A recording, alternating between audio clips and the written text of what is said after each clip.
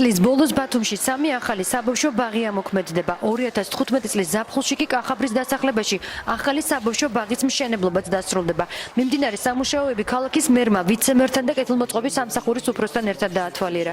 გიორგი ერმაკოვი, ინას არიძის, ანდრონიკაშვილის და ნონეშვილის ქუჩებზე მიმდინარე საბავშვო ბაღების მშენებლობის პროცესსაც გაეცნო.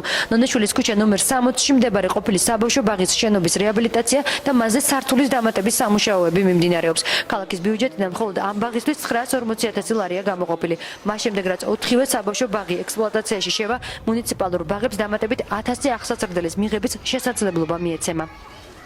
სარიძის ქუჩაზე, ანდრონიკაშვილის ქუჩაზე, ნონეშვილის ქუჩაზე, ტაბიძის ქუჩაზე მთლიანად მოხდება ბაღების აღდგენა და რეაბილიტაცია. აღდგენა რეაბილიტაციაში მე ვგულისხმობ ბაღების რაოდენობის კი არა, არსებული ბაღების სიდიდის ზრდა.